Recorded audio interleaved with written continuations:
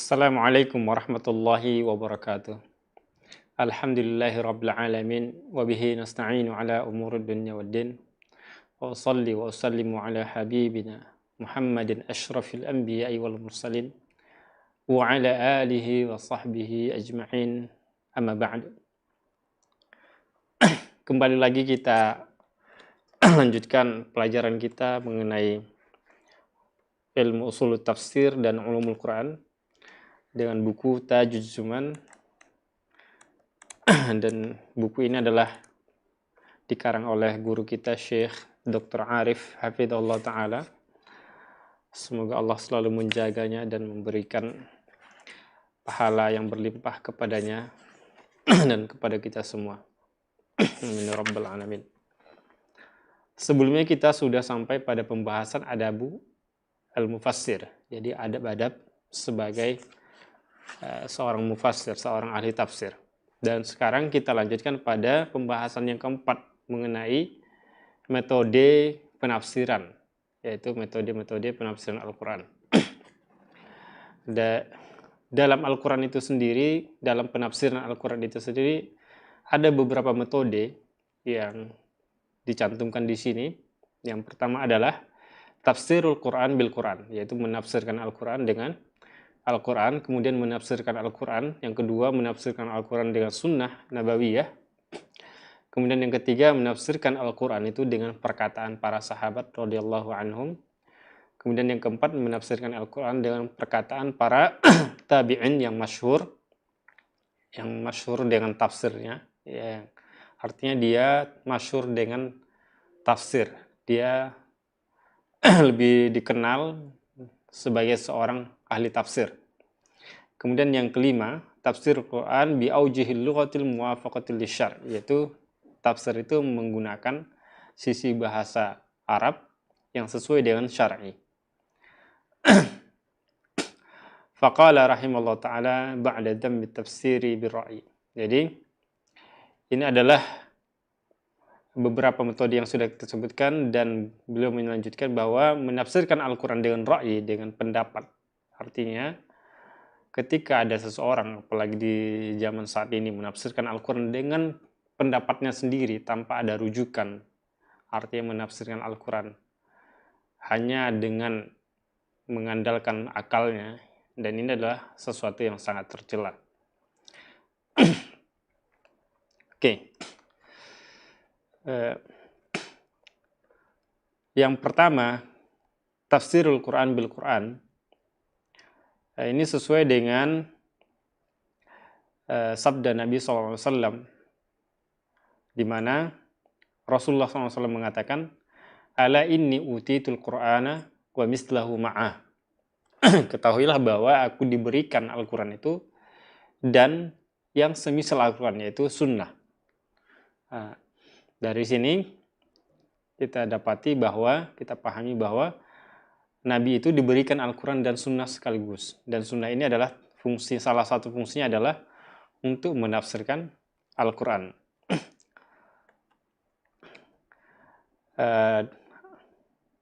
Dimana ketika kita mempelajari bagaimana cara para ulama, bagaimana cara ahli tafsir menafsirkan Al-Quran, maka kita akan mendapati beberapa metode tadi, yaitu mentafsirkan Al-Quran dan Quran. Nah, dari sini kita akan mengetahui tafsir Al-Quran dan Al-Quran, seperti misalnya taqyidul mutlak. Misalnya ada satu dalil mutlak, tidak terikat, dan ada satu dalil lagi terikat. Seperti Al-Quran dalam surah Al-Mujadilah tentang hukuman dihar. Salah satu hukumannya yang pertama adalah yaitu memerdekakan budak yang beriman. Sementara hukuman di dalam ayat yang lain, di dalam Al-Quran juga, dalam ayat yang lain, hukuman bagi orang yang membunuh dengan sengaja itu, hukuman orang yang membunuh adalah memerdekakan budak. Hukuman kafarah yamin itu adalah memerdekakan budak tanpa ada kata iman di situ, tanpa ada terikat dengan budak beriman. Sehingga ini namanya ada istilah mutlak dan muqayyad. Nah, dari sini kan kita mendapati bahwa ada namanya mutlak muqayyad, dan ini sesama Al-Quran. Ayat Al-Quran yang ada dalam Al-Quran itu satu yang mutlak, satu yang muqayyad. Dari sinilah muncul bahwa salah satu contoh dari penafsiran Al-Quran dan Al-Quran adalah dengan metode mutlak muqayyad. Kemudian takhsisul am, takhsis al-am. Seperti misalnya wal asri innal insana lafi khusr. Innal insana di sini umum. Kemudian dikhususkan dengan ayat setelahnya. Illal ladzina amanu wa 'amilus solihati wa tawassaw bil haqqi wa tawassaw bis sabr. Nah, ini adalah tafsiran dari umum yang tadi. Semua manusia itu dalam keadaan rugi. Nah, tafsirannya apa? Rinciannya apa? Kecuali orang yang beriman, orang yang beramal soleh, dan orang yang saling menasihati dalam kebenaran dan kesabaran. Kemudian dalam metode ini juga akan dikenal namanya nasikh wal mansukh. Kemudian bayanul mujmal, kemudian tafsirul gharib, ya menafsirkan kata-kata yang asing. Kemudian ada namanya mantuk dan mafhum, kemudian muhkam, mutasyabih. Kemudian ma'rifatu qisasil Quran wa amsaluha. Nah, dari sini kita akan temukan bahwa Al-Quran itu sendiri sebenarnya menafsirkan ayat dengan ayat yang lain yang terdapat dalam Al-Quran itu. Seperti contoh sederhana tadi kita sebutkan, innal insana, kata insan di sini umum. Ini kan perlu penafsiran, masa semua manusia gitu kan. Manusia yang mana yang rugi itu? Semua manusia rugi kecuali orang yang beriman gitu. Dari sini kan ada penafsiran. Kemudian yang kedua adalah tafsirul Quran bi sunnah an-nabawiyah as-sahihah. Menafsirkan Al-Quran itu dengan sunnah Nabi yang sahih. Waqad taqaddama ma'ana amsilatun katsirah fi bayani ma fassara Nabi sallallahu. Jadi sudah kita jelaskan beberapa contoh sebelumnya ayat Al-Quran yang ditafsirkan oleh Nabi sallallahu alaihi wasallam kepada para sahabat. Walakin min babi tafsil, akan tetapi untuk lebih merinci akan kita jelaskan beberapa contoh di sini. Dan agar kita mengetahui bahwa sunnah itu muncul, salah satu tujuan adalah untuk mentafsirkan Al-Quran dengan sisi tertentu. Secara ringkas ada 3 fungsi fungsi sunnah Nabi SAW. Yang pertama, ta'tis sunnatu mu'akkadatan lima ja'a fil Quran. Sunnah itu datang kepada Nabi, sunnah itu datang ada. Itu salah satu fungsinya adalah sebagai pentakkid, sebagai penguat apa yang terdapat dalam Al-Quran. Itu termasuk menjelaskan misalnya hukum sholat, hukum kewajiban, hukum zakat, hukum puasa. Itu semua sebagai pentakkid. Sunnah itu sebagai pentakkid. Dan ibadah-ibadah yang lain. Kemudian menjelaskan hal-hal yang haram. Kemudian menjelaskan haramnya syirik, sihir, zina, kemudian amalan kaum Lut dan khamar. Dan ini adalah terdapat dalam Al-Quran, juga terdapat penjelasannya di dalam hadis. Artinya hadis ini adalah sebagai penguat, pentakkid apa yang terdapat dalam Al-Quran. Kemudian yang kedua, ta'tis sunnah nabawiyah mubayyinah lil Qur'anil Karim. Fungsi sunnah itu adalah sebagai penjelas. Jadi kalau tadi misalnya dalam Al-Quran puasa itu wajib, kutiba alaikumusiyam, puasa itu wajib. Dari teks ini kita simpulkan bahwa puasa itu wajib. Kemudian dalam hadis juga Nabi mewajibkan puasa. Kemudian dalam contoh lain misalnya waqimus sholata wa atuz zakah, dirikanlah salat, ini adalah perintah dan menunjukkan wajib. Kemudian dalam hadis Nabi juga menjelaskan bahwa salat itu wajib. Jadi sebagai penguat, sebagai pentakkid dia, fungsi dari sunnah tadi. Ini adalah fungsi pertama. Fungsi kedua adalah sebagai penjelas. Jadi kalau misalnya masih umum dalam Al-Quran, maka sunnahlah, hadislah yang akan menjelaskan secara detail, secara rinci. Sebagaimana Allah Subhanahu wa taala berfirman, "Wa anzalna ilaika dzikra litubayyana lin-nasi ma nuzzila ilaihim wa la'allahum yatafakkarun." Kami menurunkan kepadamu dzikra agar engkau menjelaskan kepada manusia apa yang diturunkan kepada mereka, yaitu Al-Quran. Wa la'allahum yatafakkarun, agar mereka itu berpikir. Nah, ini penjelasan ini mencakup beberapa poin.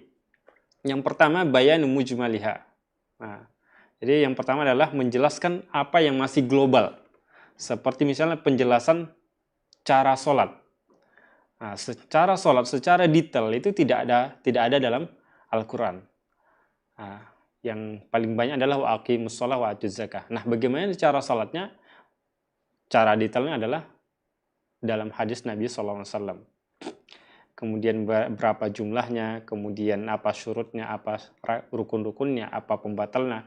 Dan itu semuanya dirinci, dijelaskan di dalam hadis Nabi SAW. Kemudian contoh lain misalnya zakat berapa nisabnya, kemudian manasik haji itu apa saja, rukunnya apa saja, pembatal haji apa saja, kemudian fikih itu apa saja, fikih ibadat gimana apa saja, fikih muamalah apa saja, fikih usul apa saja. Nah, di dalam Al-Quran disebutkan kebanyakan itu masih global sifatnya, masih umum, masih global dan perlu penjelasan.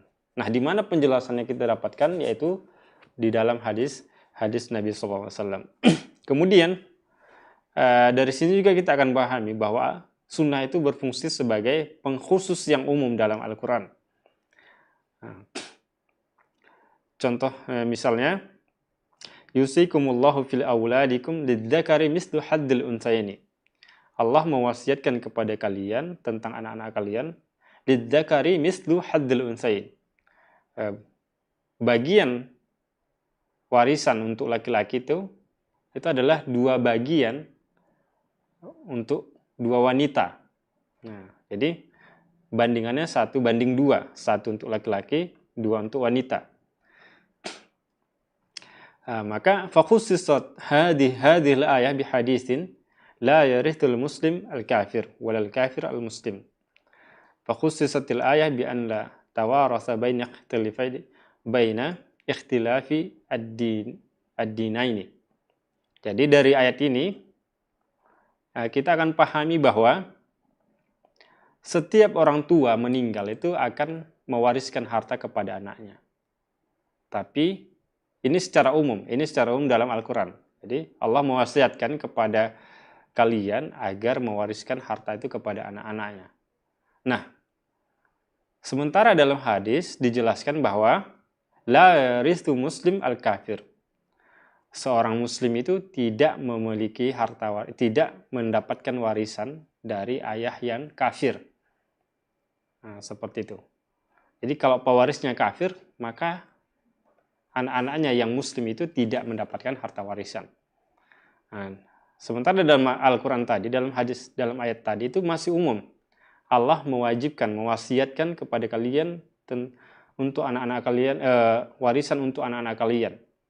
Bagiannya adalah 2:1, atau 1 laki-laki, 2 perempuan. Kemudian dalam hadis Nabi jelaskan bahwa itu kalau hanya sesama muslim.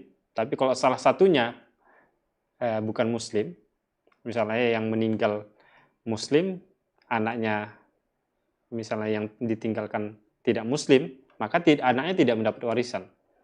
Demikian juga sebaliknya, kalau yang meninggal bukan muslim, maka yang muslim tidak mendapatkan warisan, meskipun secara biologis adalah masih anak dan ayah.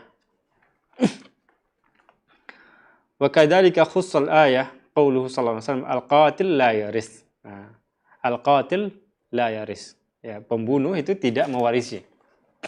Jadi seperti tadi disebutkan dalam ayatnya adalah Allah mewasiatkan kepada kalian untuk anak-anak kalian, tentang anak-anak kalian. Artinya, setiap ada orang tua yang meninggal, dia wajib mewariskan harta kepada anaknya. Nah, namun dikhususkan oleh Nabi SAW bahwa al-qatil la yaris. seorang pembunuh itu tidak mewarisi. Misalnya seorang anak buru-buru dia pengen mendapatkan harta warisan dari ayahnya, kemudian anak tersebut membunuh ayahnya, maka anak ini tidak mendapatkan warisan. Kemudian taqyidul mutlak. Nah, ini namanya taqyid al-mutlak, mengikat yang mutlak. Nah, dalam ayat misalnya mim ba'di wasiyatin yusi biha audaini. Fa utliqat huna wa quyyidat bisunnah as-sahihah biqaulihi as-sulus was-sulus katsirun aw qala kabirun. Jadi mim ba'di wasiyatin yusi biha audain. Jadi harta waris itu diberikan, diserahkan kepada pewarisnya setelah memberikan wasiat, setelah diserahkan wasiat. Nah, wasiat itu adalah pemberian atau pesan seorang yang mau meninggal kepada ahli warisnya. Misalnya dia punya hartanya semuanya diberikan kepada si A misalnya. Nah, ini kan masih umum. Jadi wasiat di sini masih umum. Tapi dalam hadis Nabi mengatakan as-sulusu was-sulusu katsirun au qala kabir. Jadi kalau wasiat itu hanya sepertiga batasnya dan itu pun sudah banyak. Artinya apa? Tidak boleh berwasiat lebih dari sepertiga. Artinya harus kurang dari sepertiga yang diwasiatkan. Misalnya seorang ayah pengen meninggal, sebelum meninggal dia sudah sakit-sakitan, sudah dekat ajalnya, dia berwasiat, misalnya dari total hartanya dia bilang, 1/4 harta saya diberikan ke si A misalnya. Dan ini masih boleh. Meskipun ayatnya tadi menyebutkan mim ba'di wasiyah, setelah wasiat. Di sini umum, tidak disebutkan berapa wasiatnya. Tapi dalam hadis Nabi mengikatnya dengan as-sulus, yaitu batasnya adalah 3, batasnya adalah 1/3. Artinya, kalau ada orang yang mau meninggal, ketika dia ingin berwasiat memberikan hartanya, maka batasnya adalah maksimal 1/3, tidak boleh lebih 1/3. Kemudian, demikian juga tentang mengenai dalam ayat yang lain, wasariqu wasariqatu faqta'u aydiyahuma. As-sariqu, pencuri laki-laki dan pencuri perempuan, maka potonglah kedua tangan mereka. Potonglah tangan mereka keduanya. Tangan mereka berdua. Fabayyanatis sunnah annal muradu bil yad al-kaf. Nah, kemudian sunnah hadis Nabi SAW menjelaskan bahwa yang dimaksud dengan tangan di sini adalah kaf. Batasnya adalah kaf seperti ini. Dari pergelangan ini sampai ujung jari. Ini namanya kaf. Jadi bukan tangan seluruhnya seperti itu. Nah, namun yang disebutkan dalam ayat adalah aydiyahuma. Tangan-tangan keduanya. Faquyyidat al-yadu biha wa dzalika bi umurin wa hiya an takuna al-yumna wa tuqta'u min fibsal kaf. Dan ini dijelaskan dalam sunnah bahwa yang dipotong itu adalah mulai dari pergelangan sini, seperti itu. Kemudian yang paling pertama dipotong adalah tangan kanan, kalau seandainya mencuri lagi baru kaki kiri, kalau seandainya mencuri lagi baru tangan kiri, kemudian kalau seandainya mencuri lagi baru kaki kanan. Oke. Kemudian fungsi yang lain dari sunnah adalah bayanul mushkal minhu. Nah, menjelaskan apa yang terjadi permasalahan dalam memahaminya. Jadi permasalahan artinya membingungkan orang. Dan ini sebagaimana yang terdapat dalam sunnah yang sahihah, dalam sunnah Nabi SAW tentang penjelasan kezaliman. Ketika zalim itu diartikan adalah syirik.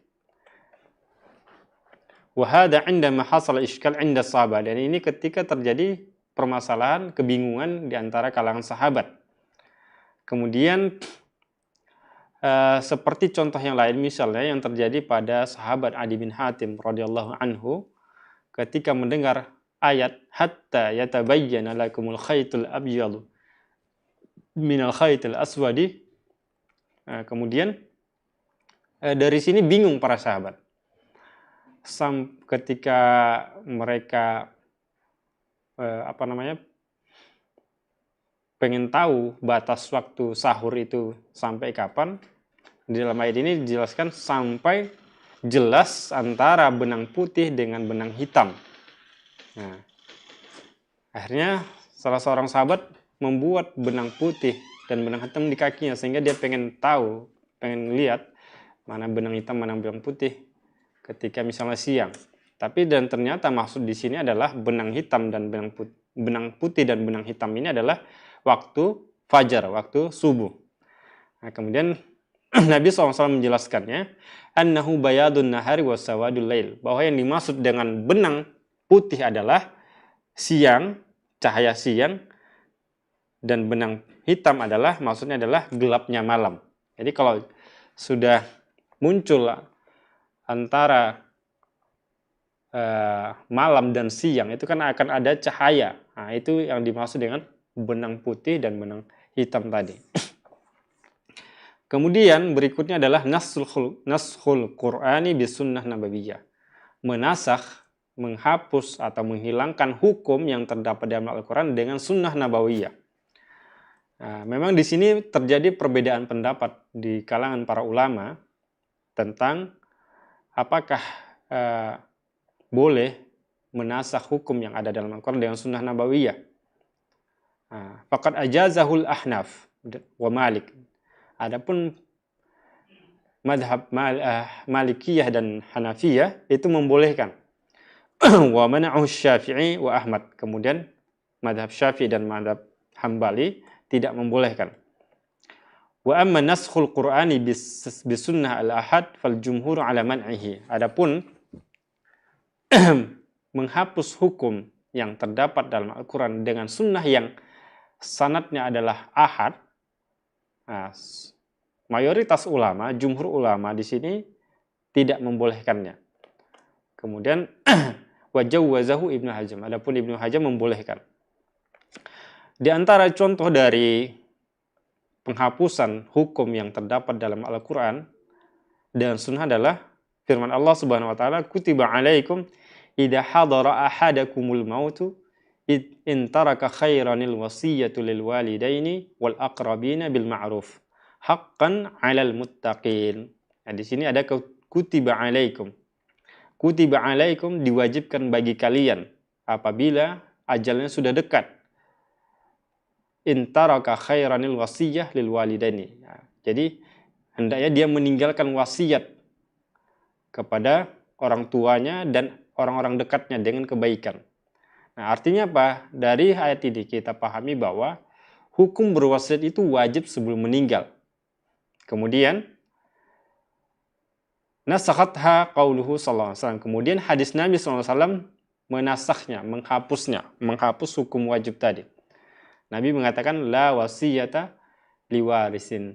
Nah, jadi tidak wajib hukumnya berwasiat bagi pewaris, bagi orang yang mau meninggal. Walladzina mana'un nasakh qalu inna ayatal wasiyah innama nasakhatha ayatul mawaris. Adapun yang mengatakan tidak boleh menasakh ayat ini adalah mereka mengatakan bahwa ayat wasiat ini adalah dihapus hukumnya dengan ayat mawaris. Seperti itu. Walaysal haditsu bidalil annal hadits nassuhu inna Allah a'ta kulla dhi haqqin haqqah. Dhi haqqin haqqah. Fala wasiyata liwaris. Fabayyana sallallahu alaihi wasallam anna Allah qasamal mawaris fala wasiyata ba'da hadzal taqsim.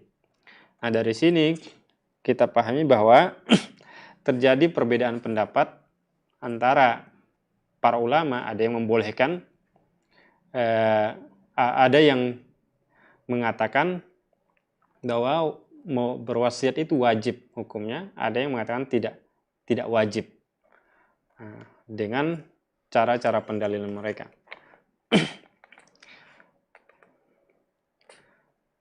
Kemudian yang ketiga adalah ta'ti sunnah dalatan ala hukmin sakata anhu al-Quran.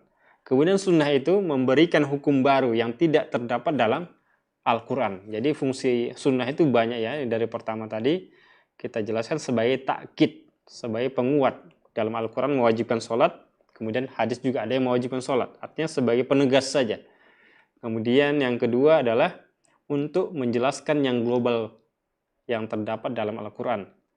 Kemudian sebagai dalil tersendiri apa yang tidak disebutkan dalam Al-Quran.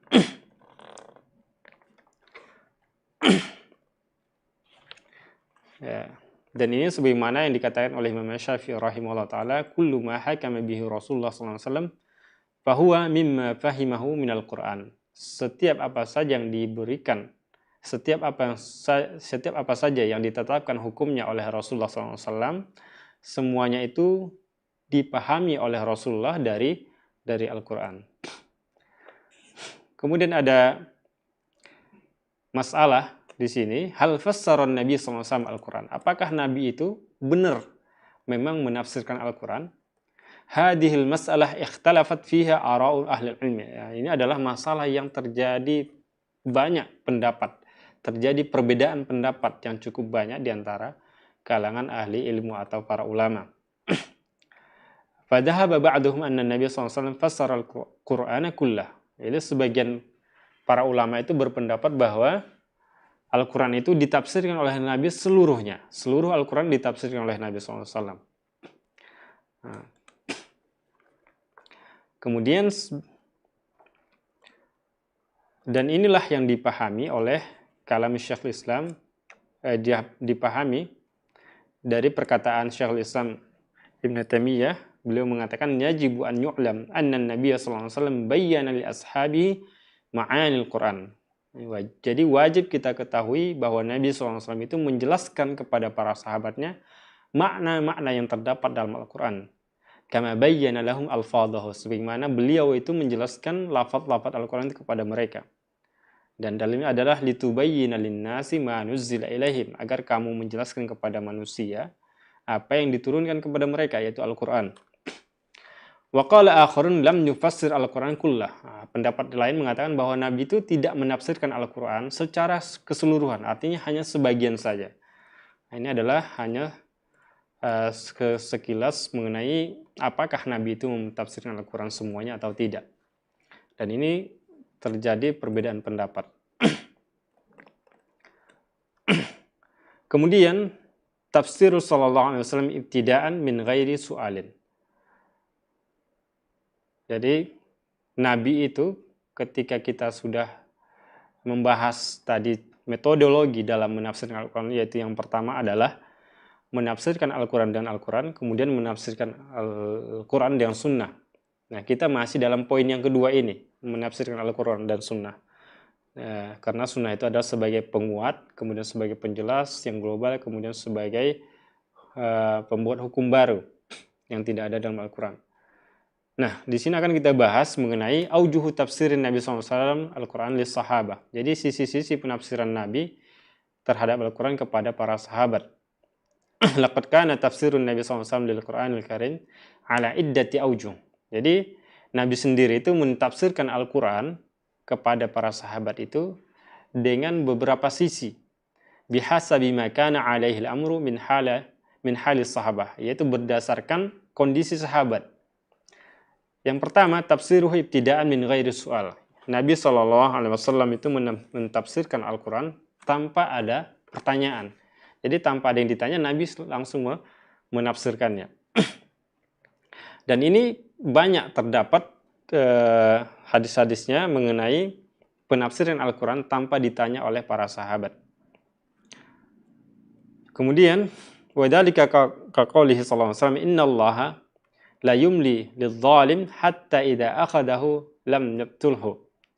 Qala thumma qara'a wa kadzalika akhdhu rabbika idza akhadhal qura wa hiya zalimah inna akhdahu alimun syadid.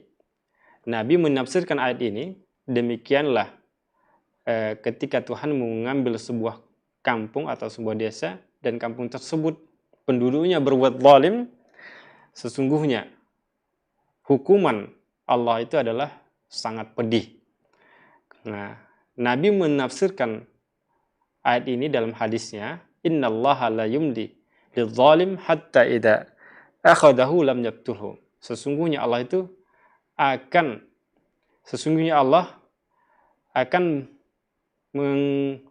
membinasakan orang zalim. Nah, ini penafsiran ini tanpa ada yang bertanya. Ini adalah salah satu contoh di mana Nabi SAW itu menafsirkan Al-Quran tanpa ada pertanyaan. Demikian juga ketika Nabi SAW mengatakan ad-du'a'u huwal ibadah. Ad-du'a'u huwal ibadah. Kemudian Nabi SAW membacakan ayat wa qala rabbukum ud'uni astajib lakum. Innal ladzina yastakbiruna an ibadati sayadkhuluna jahannama dakhirin. Ketika Nabi SAW membacakan ayat ini, wa qala rabbukum, Tuhan kalian berkata, berdoalah kepadaku astajib lakum, aku mengabulkannya. Innal ladzina yastakbiruna an ibadati, sesungguhnya orang-orang yang sombong dalam beribadah kepadaku, sayadkhuluna jahannama dakhirin, mereka akan masuk jahannam dengan terhina.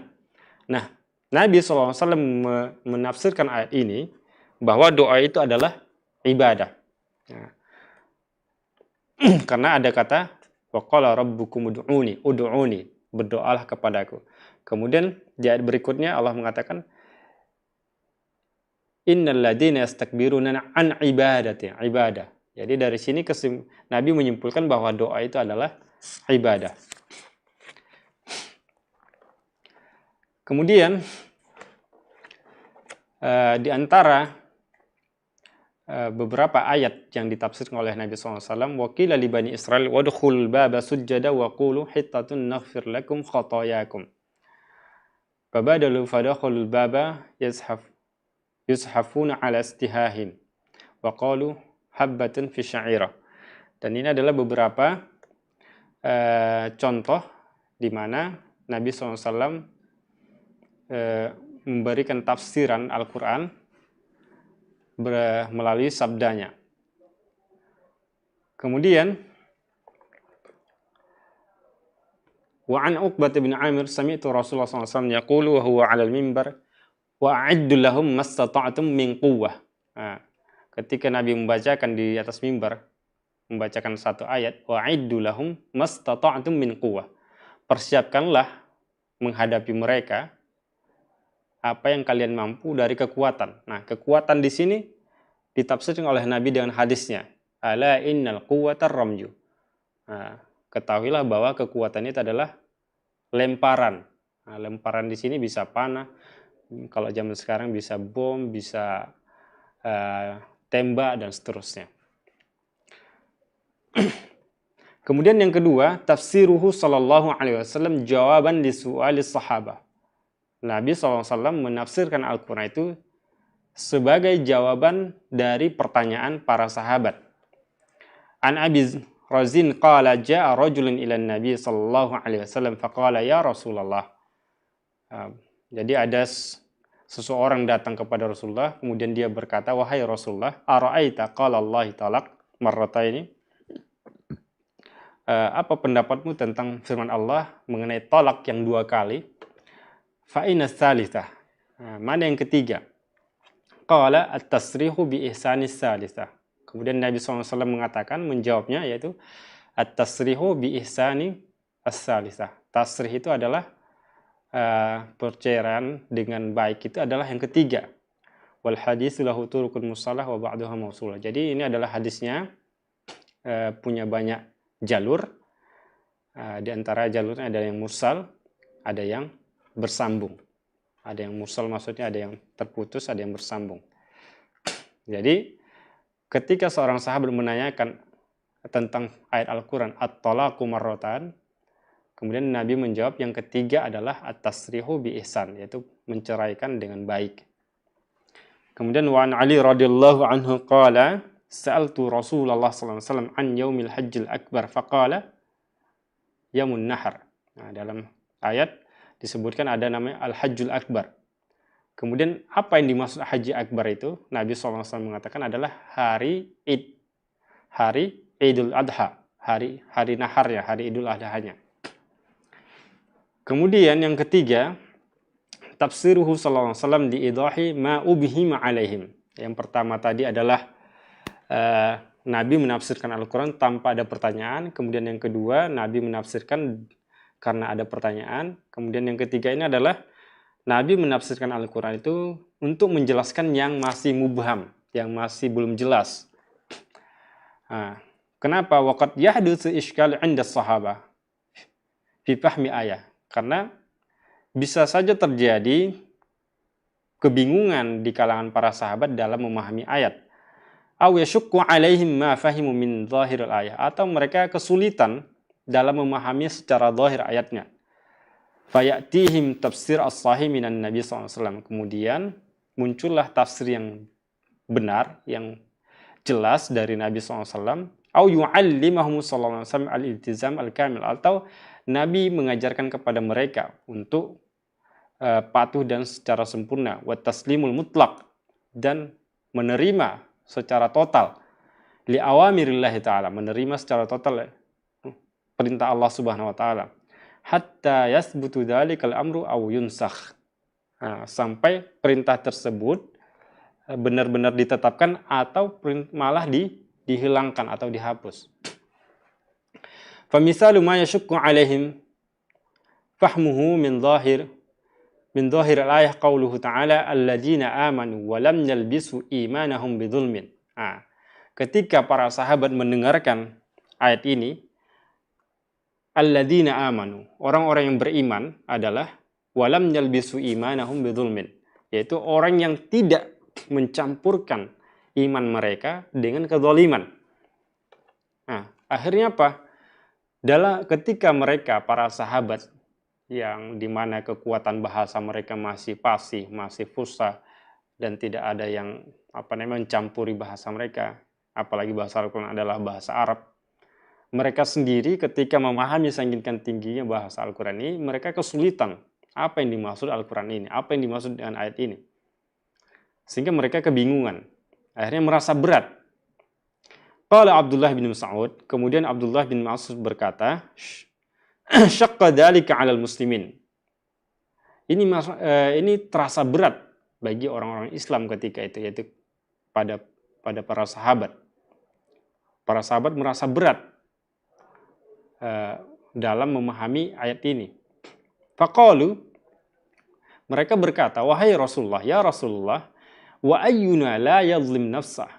Siapa di antara kami yang tidak mendolimi dirinya? Artinya ketika mereka mendengar alladzina amanu wa lam yalbisu imanahum bidzulmin. Orang-orang yang beriman dan tidak mencampurkan iman mereka dengan kezaliman. Jadi secara zahir mereka memahami bahwa siapa yang tidak mungkin melakukan salah, siapa yang tidak pernah berbuat zalim. Mereka manusia, bisa salah. Jadi mereka mengaku beriman. Tapi secara otomatis namanya manusia bisa salah, artinya berbuat zalim. Akhirnya mereka tuh beratan gitu, merasa berat mendengar ayat ini. Siapa di antara kami yang tidak pernah berbuat zalim gitu. Qala, Nabi SAW mengatakan, laisa dzalika. Bukan itu maksudnya. Innama huwa syirk. Maksudnya kedzaliman di situ adalah syirik. Jadi orang beriman itu adalah yang tidak mencampurkan iman mereka dengan kesyirikan. Alam tasma'u ma qala Luqman libnihi wa huwa ya'iduhu? Apakah kalian tidak mendengar apa yang dikatakan oleh Luqman kepada anaknya ketika dia menasihati anaknya? Ya bunayya, la tusyrik billah, inna syirka la dzulmun 'adzim. Dari sini Nabi SAW menafsirkannya, ya bunayya, wahai anakku, janganlah berbuat syirik kepada Allah. Inna syirka, sesungguhnya syirik itu adalah dzulmun, kezaliman. Syirik itu adalah kezaliman yang sangat besar. Jadi ketika para sahabat merasa berat memahaminya, dan ternyata maksudnya beda. Bukan secara zahir itu saja gitu. Jadi alladzina amanu wa lam yalbisu imanahum bidzulmin, maksudnya bukan hanya sekedar kedzaliman biasa, tapi adalah kesyirikan. Wa misalu masyaqqa alaihim fa'amaruhum Nabi sallallahu alaihi wasallam at-taslim al-kamil hatta nusikhat. Jadi di antara contoh yang merasa berat bagi para sahabat ketika Nabi SAW mengatakan, memerintahkan mereka itu untuk menerima syariat, menerima Al-Quran itu secara total tanpa ada protes, sehingga tugas mereka adalah apa yang diperintahkan Al-Quran, apa yang diperintahkan hadis itu diterima sam'an wa ta'atan sampai benar-benar ayat tersebut dihapus atau tidaknya, sehingga jelas apakah hadis ini dihapus atau ayat ini dihapus atau tidak hukumnya. Itu contoh yang lain adalah ma warada an Abi Hurairah radhiyallahu anhu indama nazalat, yaitu yang diriwayatkan oleh Abu Hurairah ketika turun ayat wa in tubdu ma fi anfusikum aw tukhfuhu yuhasibukum bihillah. Wa in tubdu, meskipun kalian perlihatkan apa yang ada pada diri kalian, aw tukhfuhu, atau kalian sembunyikan, yuhasibukum bihillah, maka Allah akan menghisapnya, menghitungnya, mencatatnya. Ishtadda dzalika ala ashabi Rasulullah SAW. Nah, ketika ini turun, para sahabat merasa berat, merasa gelisah, tidak tenang. Fa'atau Rasulullah SAW. Kemudian mereka mendatangi Rasulullah SAW. Thumma jasau alal ruk. Kemudian mereka berdiri. Kemudian mereka duduk. Faqalu ya Rasulullah. Mereka berkata, wahai Rasulullah, kulifna minal a'mali ma la nutik. Kami diberikan beban amalan apa yang tidak kami sanggupi. Kulifna minal a'mali ma nutik. Kami diberikan beban dari amalan-amalan itu apa yang kami mampu, yaitu salat, as-siyam, puasa, jihad, sedekah. Wa qad unzila 'alaika hadhil ayah wa la nutiquha. Dan ayat ini, wa in tubdu ma fi anfusikum aw tukhfuhu yuhasibukum bihillah. Meskipun kalian perlihatkan apa yang ada pada diri kalian atau kalian sembunyikan, maka Allah akan menghisapnya. Ini kami tidak sanggup gitu mempraktekkan ini.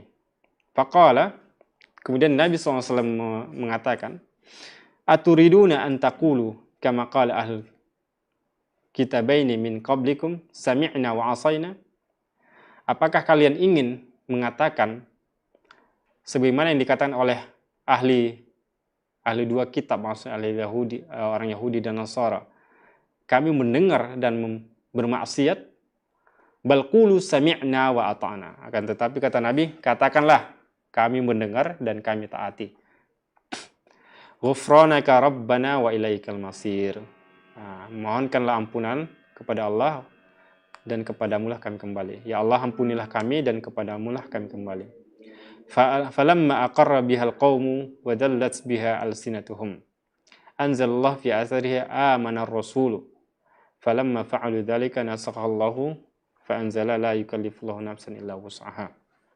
Jadi dari ayat tadi bahwa kenapa para sahabat itu merasa berat, karena mereka tuh ya merasa ini manusia biasa, bisa dosa, bisa maksiat, sehingga meski ketika dikatakan setiap apa yang mereka lakukan itu akan dicatat, ketika mereka misalnya salah dikit aja dicatat, kemudian tak sengaja pun dicatat, semuanya dicatat, ketika mereka lalai dicatat. Nah, ini menunjukkan bahwa siapa yang sanggup seperti itu. Sehingga mereka tuh bertanya kepada Rasulullah, siapa yang mampu kalau gitu? Kemudian turunlah ayat amana rasulu. Sampai akhirnya di ayat sambungan ayatnya, la yukallifullahu nafsan illa wus'aha. Allah tidak membebani setiap jiwa kecuali yang dia mampu saja. Dan dari sini bisa kita pahami bahwa memang semuanya akan dicatat, tapi Allah itu Maha Pengampun. Allah itu Maha Pengampun, dan Allah itu hanya membebani setiap hamba, setiap orang itu sesuai dengan kemampuannya. Kemudian tafsiruhu sallallahu alaihi wasallam ditasihi afhamihim. Itu Nabi SAW itu menafsirkan Al-Quran itu untuk membenarkan pemahaman para sahabat. Dari Abu Hurairah dari Adi bin Hatim radhiyallahu anhu ketika turun ayat hatta yatabayyana lakumul khaytul abyadu minal khaytil aswad, ketika turun ayat sehingga jelas bagi kalian antara benang putih dengan benang hitam. Sampai di sini saja. Kemudian amadtu ila yaqalaini aswad wa abyad. Kemudian sahabat yang mulia Adi bin Hatim itu mengikat dua benang hitam dan putih. Fa'ja'altuhuma tahta wisadati. Kemudian kuletakkan dua benang itu di bawah bantalku. Faja'altu andur fil laili fala yastabina li. Kemudian katanya, aku melihat terus benang itu, benang putih dan benang hitam. Ternyata nggak kelihatan, nggak jelas. Karena dia taruhnya di bawah bantal. Faqadautu ala Rasulullah sallallahu alaihi wasallam. Kemudian aku pergi menemui Rasulullah sallallahu alaihi wasallam. Fadzakartu lahu dzalik. Kemudian aku menceritakan apa yang kulakukan tadi. Jadi dia mengikat benang putih dan benang hitam, kemudian ditaruh di bawah bantal. Dan ternyata nggak kelihatan gitu pada waktu malam. Faqala, kemudian Nabi SAW mengatakan, innama dzalika sawadul laili wa bayadun nahar.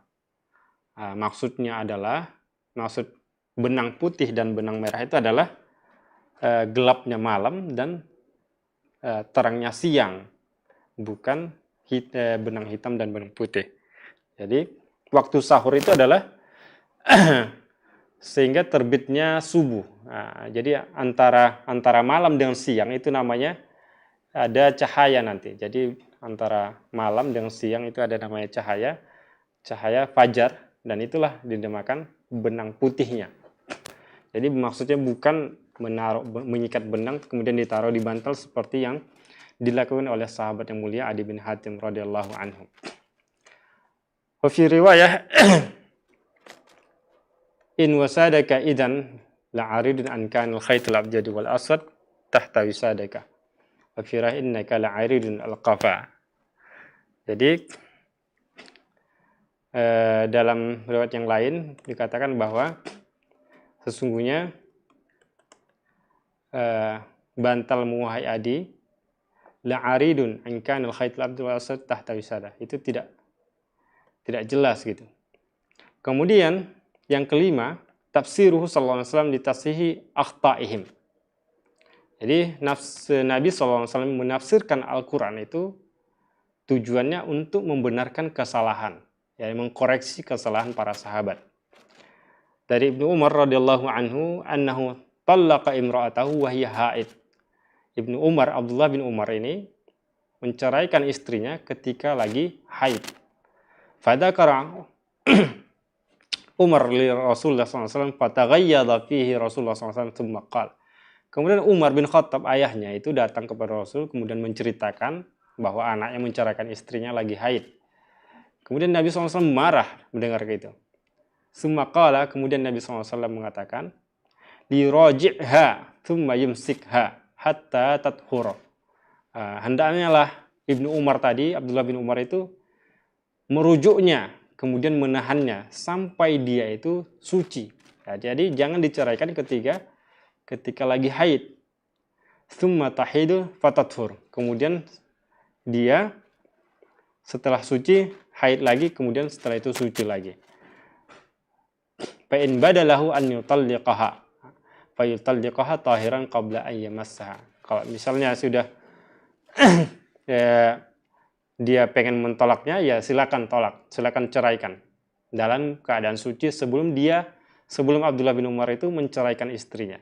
Sebelum Abdullah bin Umar menyentuh istrinya, maksudnya menggauli istrinya. Fatilkal iddah kama amarallah, dan itulah iddah sebagaimana yang diperintahkan oleh Allah. Wa fi riwayatin tsumma qara'a sallallahu alaihi wasallam idza talaqtumun nisaa fatalliquhunna li'iddatihinna. Apabila kalian menceraikan istri kalian wanita, fatalliquhunna li'iddatihinna, maka ceraikanlah mereka ketika masa iddahnya, yaitu masa sucinya. Kemudian yang keenam, iqraruhu sallallahu alaihi wasallam di tafsir sahabah. Rasulullah SAW itu setuju dengan tafsirannya para sahabat.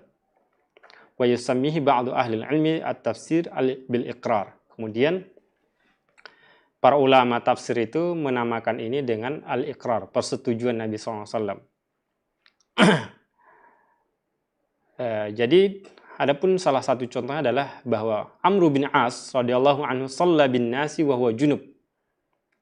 Amr bin As, salah seorang sahabat radhiyallahu anhu ini menjadi imam ketika dia menjadi imam, namun dia menjadi imam salat tapi dia lagi keadaan junub. Faqala lahu Rasulullah SAW. Kemudian Rasulullah SAW berkata kepadanya, "Ya Amru, asallaita bi ashabika wa anta junub?" Wahai Amru, apakah engkau salat mengimami para sahabatmu dalam keadaan junub? Faqala Amru, inni sami'tu Allah Ta'ala yaqulu. Kemudian Amru menjawab Rasulullah, sesungguhnya aku mendengar Allah berfirman, "Wala taqtulu anfusakum, innallaha kana bikum rahima."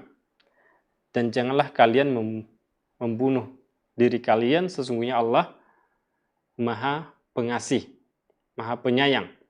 Fadhahika Rasulullah SAW walam yaqul syai'an. Kemudian Rasulullah SAW tertawa mendengar itu dan Nabi tidak mengatakan apapun. Waqad kana fi'lu amru dzalika min syiddatil bar falam yastati' 'ala al-ghusli.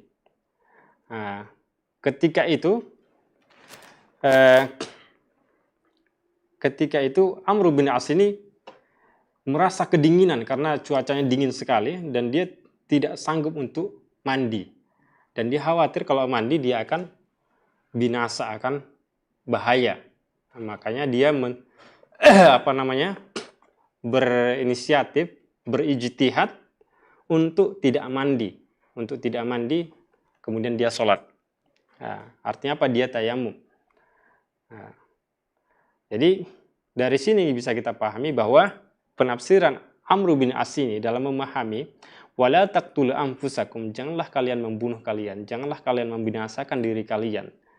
Innallaha kana bikum rahima, sesungguhnya Allah itu Maha Pengasih, Maha Penyayang bagi kalian, untuk kalian. Artinya apa? Meskipun dalam keadaan junub kemudian sholat, namun dalam keadaan sangat dingin, tidak kuat untuk mandi, maka tidak masalah.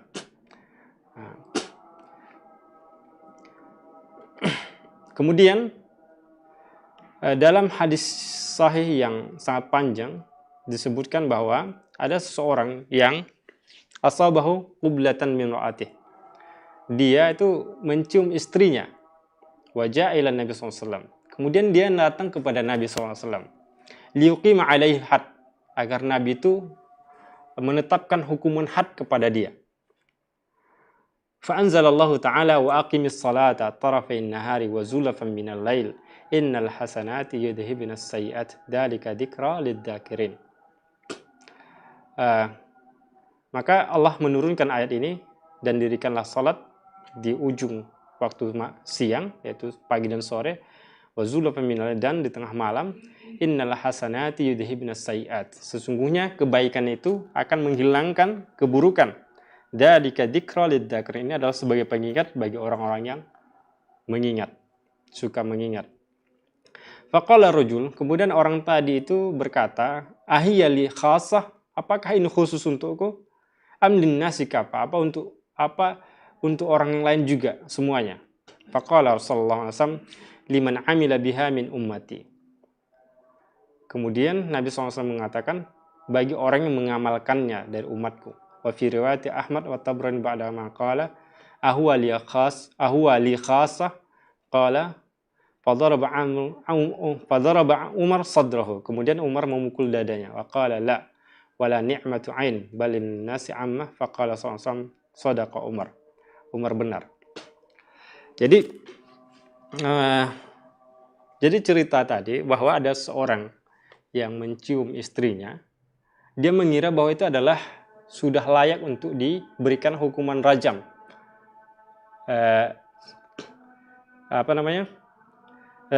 Itu adalah termasuk salah satu pelanggaran yang yang layak untuk dihukum had.